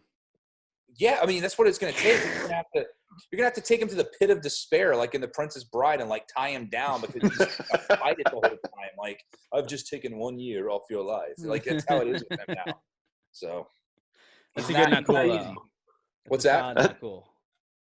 Yeah, I tried. That's a great one. That's a very good one. Stop pooping twice. Just do it all in one. You're wasting. You know what? My coworkers have been telling me that for years, and I keep telling them, you know, it's not my decision. It's none of our decisions. That's where Mother Nature really takes when nature calls. Yeah. When it's time, it's time. What can I say? All right, we got one more segment we're going to do. This is my favorite segment we do every episode. It's the Answers segment. Now, a long time ago, I was in Miss Winter's third grade class at Farr Elementary in Lawrenceville, Georgia. And she said, class, there is no such thing as a stupid question. Just stupid people. She didn't say that, though. She didn't say that. My hand shot up. I asked a question and got laughed at. And I remember being like, what the fuck? Not cool. I thought I was just told that I wouldn't be judged for it. And then I was like, one day I'll be in charge and there won't be such a thing as a stupid question. So I never got put in charge, but I started a podcast. So if so facto, I put myself in charge. And if you got a high thought, you're drunk and something comes up, I always come up with my best ideas in the shower. So a little life hack, keep a little dry erase marker in the shower. You can write it on the walls right there. But if you got a shower thought, something that just comes up, you see it online, you wonder what the Gravy Gang has to say, hit us up. Use the hashtag PTG Answers to @PassTheGravyPod. I'm at Alex J. Middleton. Pat's at NotPatDN.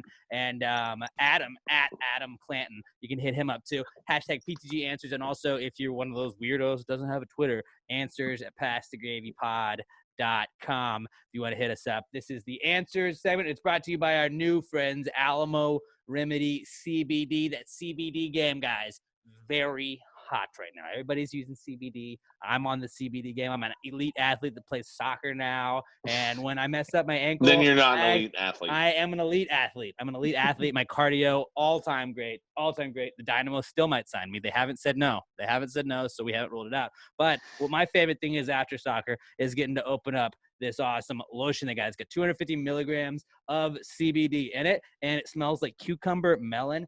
fantastic. Like, I want to eat it. I want to scoop it up and just eat it. But it's like, no, Alex, you can't eat that. You got to put it on your ankle, and your ankle's going to feel better. My ankle always feels better right after I start applying that. They got the gummies. You get a little anxious maybe? Throw some of these gummies in your mouth. It's pretty awesome. That's 10 milligrams of CBD in each gummy. They come with 250 milligrams in all of their products. And all of them are priced at $17.99.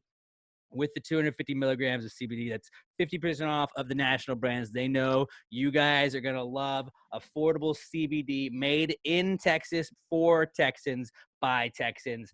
Alamo Remedy CBD. Go check them out, alamoremedy.com. Use our promo code PTG at checkout for 10% off of your order. Everything's $17.99. You want to try out the CBD game? Go get some of that stuff. alamoremedy.com. Use our promo code PTG for 10% off your order. That's alamoremedy.com. Promo code PTG for 10% off your order and the best CBD products in the game. alamoremedy.com. Promo code PTG for the best CBD products. alamoremedy.com, guys. All right, it's the answers segment. Here we go. Well, if you just answered the question, why don't you just answer the question? Be honest, no big deal. Yeah, answer the question. Don't change the subject, just answer the fucking question.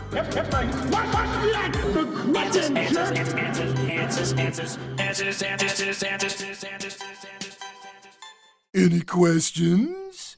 Our first question comes from our buddy Ronel Gallardo at Ronel Gallardo on Twitter. And he says, shooting someone with a bow and arrow, socially distant stabbing? What? Yeah, some of these questions can be out there, but I like that. That's what we like about this thing. that one snuck up on me. You shoot somebody with a bow and arrow, that's 100% socially distant stabbing. It's like, I can be within 6 feet. It does stab someone, and theoretically, you are more than 6 feet away from them. So I'm going to have to allow it, yeah. Yeah, it's because you care. You're not trying to hit them with biological warfare, just regular warfare. Look, I wanted to fuck you up, but like, I don't want to get you coronavirus positive, bro. We're not China. We have standards. Yeah. Yeah, I definitely think that is socially distant stabbing. What up, China? Yeah. Hey, as I say every podcast, fuck China. You know what, Pat? I agree with you, and I endorse that message. Man, fuck them on every front. All right. Our next question comes from our boy Brandon Whitehead. He is also a Sam Houston State alumni, so eat him up, cat. Nice. At Brando Whitehead on Twitter. Shut up, Pat. Fuck you. Brandon says, if you could go to any sporting event from any time in history, which one would you pick and why? It would either have Mine would be Super Bowl 42 game, when the Giants beat the undefeated Patriots, just because that meant the most to me of any game ever. I'm going to say Game 4 ALCS 2004. Game 4. Just the one that Cardinals Astros or NLC. No ALC. No, the first one the first one that started the comeback for the Red Sox. Oh, I see what you're saying. Game 4 where Poppy hit that walk off. Josh Beck is on that team. Actually, maybe Game 5 2017. Game 5 2017 might be. That was like the 13-12 game, right? Yeah, that shit was an extra. No, I know. I got to stick with it. It's still going to be. It's either Game 4 or Game 5. Either the Poppy walk-offs in 2004. Just because that. I mean, I remember Game 7 watching it with my brother, my dad, and my grandfather. We had 3 generations watching that, and then we had 3 generations watching the World Series win in Game 4 too. That shit was special, but that's also that was breaking the curse too that year, wasn't it? Yeah, 2004. Yeah, breaking the curse. So Poppy hitting that home run over Joe Buck, saying "See you tomorrow night." That was just that's the That'd one. Be like one of my least favorite moments, I would say. Yeah, I could see that too. I see where both of you are coming from. But yeah, Super Bowl 42 for me, just like that was like David Tyree even said it. He was like, this fairy tale stuff. Where it was like, I didn't believe it the whole time. The whole time I was like, I mean, they'll probably still lose, right? Like, it's the undefeated Patriots. It's the greatest team of all time. I get it. I'm happy that we're fucking putting up a fight and we're not getting blown out. And then the Tyree catch and all that shit, it was like everything that had to happen came true, and it was magical. And the funny part about that is that Joe Buck was also on a magnificent call on that play, and I believe it went caught. Manning to Burris, touchdown. That was pretty much it. Because remember on Twitter, like last week or the week before, it was like, describe this as boring as possible.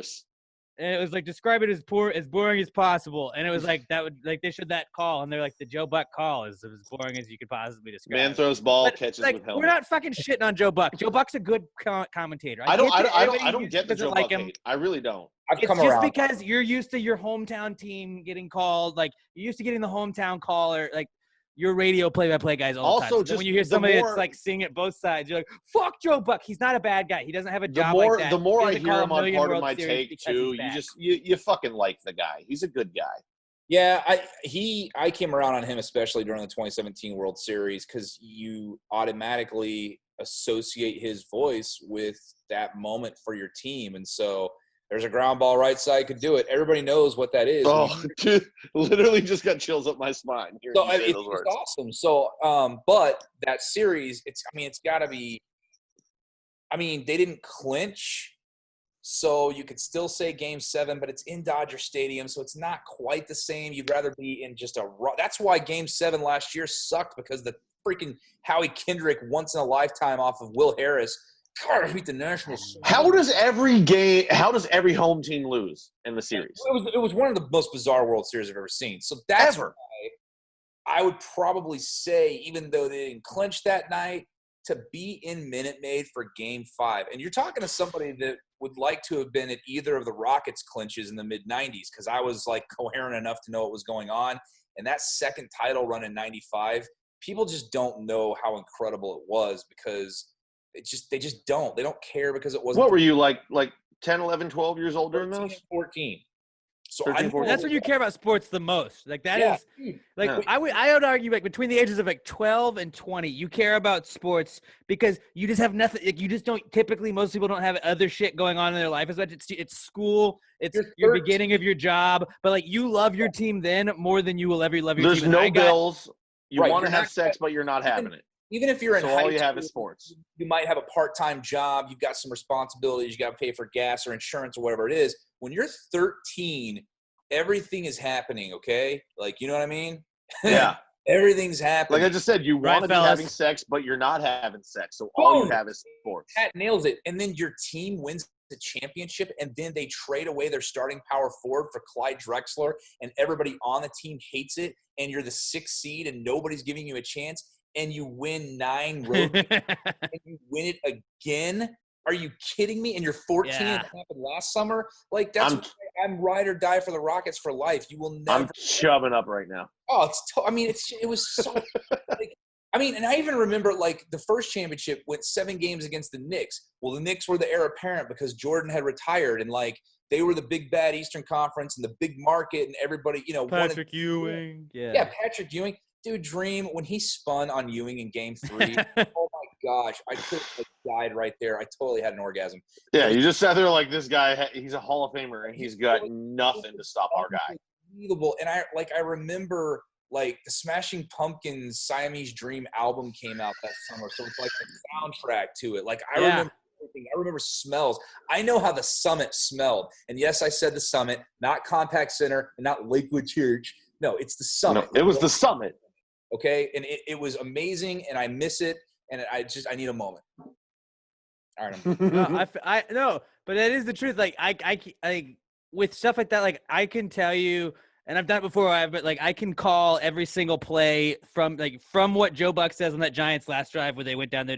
It's just like that stuff. When you're that age, you're so impressionable, and that shit sticks with you. And it's like I can't remember like what I had for breakfast yesterday, but I can remember that Brandon Jacobs ran for that 4th and 1, crushed it, got it done there. Asante Samuel almost had an interception in the game, and that led to everything. Like it's like I can remember that shit. My parents and we talked about this in the last podcast too, where my parents were like, if you could just remember this stuff with school, you'd have so much better grades. And I was like, no, look at me now, Mom. No. I'm here. I'm fine. No, I remember in Game 7 of 2004, and this is not the game that I would choose to go back to, when Johnny Damon hit that grand slam. I remember starting to tear up a little bit and knowing, because I think that put him up 7-0. And I just remember knowing this is it.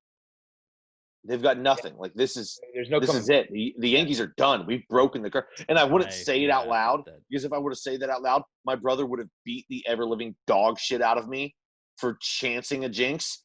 But I remember thinking, like, dude, we've done it.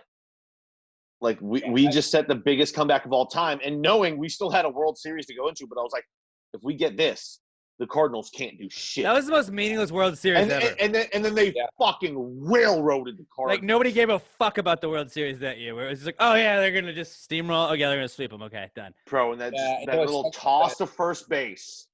If the Astros had made it, they actually had a better offensive team than the one in 05 that made the World Series. Like, Jeff Kent was on that 04 team, like, hit the walk-off against the Cardinals. Like, that would have been a much better World Series. But, like, what Alex was talking about with the calls, like, people forget that at the tail end of Game 4 against the Magic in 95, Elijah for 3. Marv Albert saying that, and Elijah hits a three-pointer and the place loses its mind.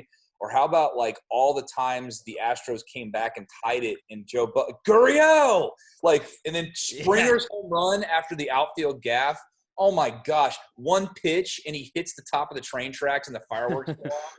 Actually, no. The greatest sports call in the history of Houston history. It's gone! It's gone! It's gone! Dude, Chris fucking Burke. My brother was there. Oh, that was an amazing game. Dude, and just fucking Milo. You know what? Hats off to Milo. Yeah. I used to love Milo coming up to the station and flirting with all the girls that were like 80 years younger than him. It was so great. Dude, when you're that age where you're so old, you're like, he doesn't care. It's allowed. It's hard. It's allowed. It's not even sexual harassment. It's just funny thing. He's 95 years old. He did like a lot of charity work, and he did a lot, I believe, with the Leukemia Society, which my dad was on the board there at one point. And so it was always this running gaffe because he was older, and I didn't even bother to correct him. He thought I was my dad all the time because my dad's a great in the city. So he's like, yeah, son, you know. And I think he even called me Brent one time, but I think it's Milo. He's Milo. He's the best. He is the GOAT. When I was an just intern, the fact I remember when I learned that he was on the call for the Hank Aaron one, and I go, no shit, and I looked it up on YouTube, and I was like, he's even more of a legend than I thought he was. Called him Henry. We used to like when I was an intern at 790 when they were on when the Astros were on KTRH, we would be in charge of we'd get the birthday shout outs for him, and we'd always try and throw in a couple of weird names that were definitely not real. And I remember my first one I ever got through was You Jazz. Got through, and he said, "You Jazz, happy birthday to you, Jazz," and all that jazz. And I remember we were like, "He did it! He did it! He did it!" You dick! How dare you do that to Milo? Well, like every time we'd throw in a couple, and like usually you could tell he'd catch him because he would just skip that one. But then like that one he like went into. I'm glad you didn't send him Mike Hunt because that would have been way worse. No, we were very careful with the ones we did send in because I was like, I'm probably going to get fired as an intern. You Jazz and all that jazz. But like we held on to that. And I remember that was like still like still in the system. Yeah, it's still somewhere. That's funny as shit. But okay, Adam, what was yours again? What was yours? Yours was the Game 5? I think I'll go with Game 5 of the 17 World Series. Walk off innings, Alex Bregman. Yeah. But you already said you were there, right? No, I was not there. Oh, okay. I thought you said I was not. I didn't get credentials. Yeah. Like it was limited credentials. I've never had a better week at work where I was so sleep deprived and didn't care, and I was so happy about it.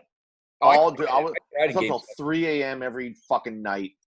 Yeah, waking up at 6. I didn't give a shit. I was happy every day. That was a good question, Brandon. Everything's just better. That was a good question, Brandon, though. Our next one comes from another Brandon, but this is Brett Brandon at Price of a ZJ. Do you know what movie that's from? I don't think so. If you have to ask, it's too much. Did you ever see Beer Fest? I haven't seen that. Okay. Okay. Yeah, you want to know that. Price of a ZJ. At Price of a ZJ is Brett Brandon. And he says, Joe Exotic, Steve Irwin's Wario. Wario was like the evil version of Mario. Kind of.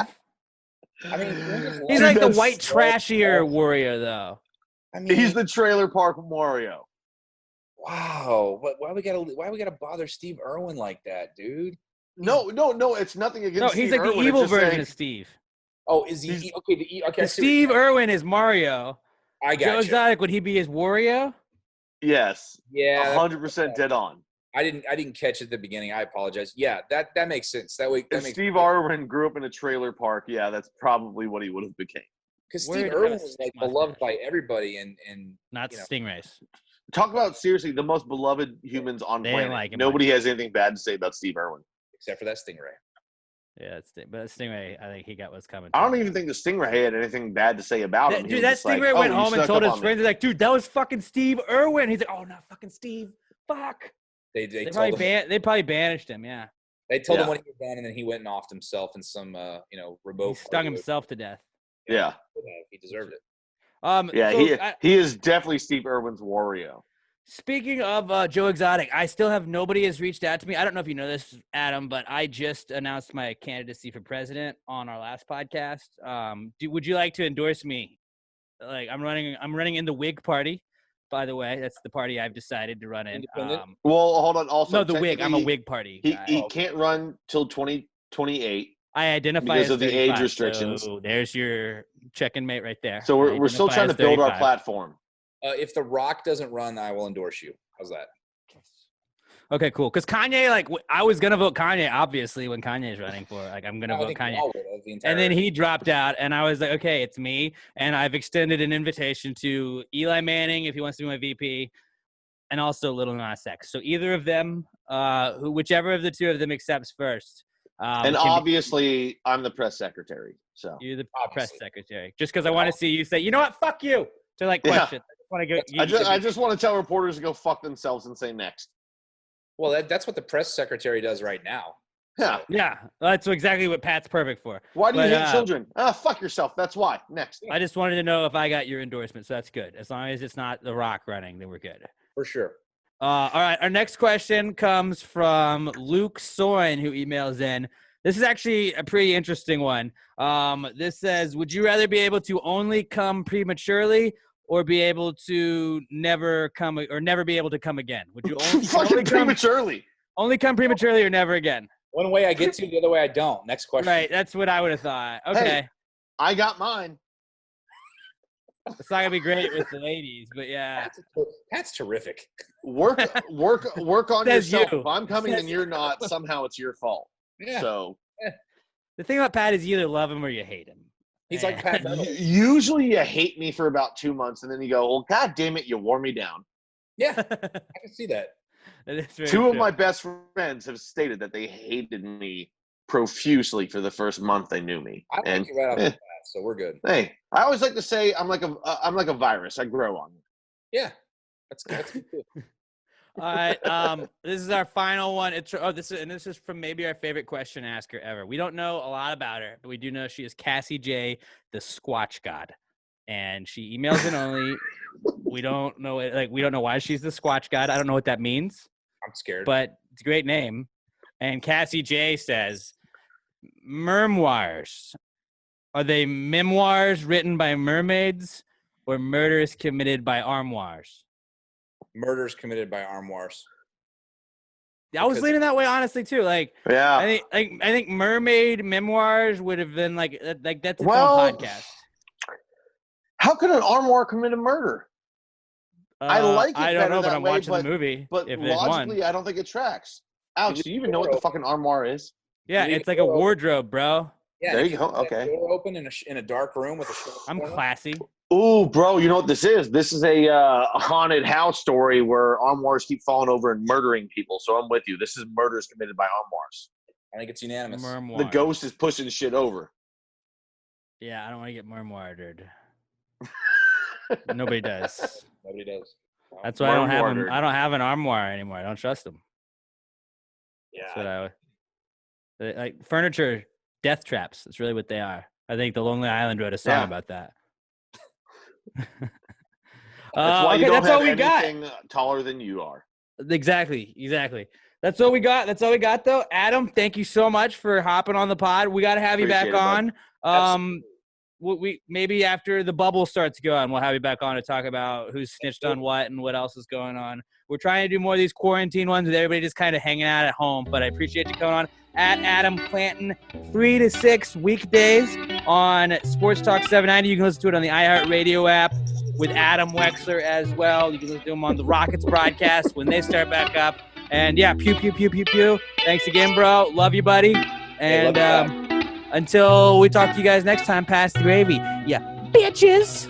It was all a dream. I used to read What Up magazine. Salt and pepper and heavy D up in a limousine. Hanging pictures on my wall. Every Saturday, rap attack, Mr. Magic Molly Mo.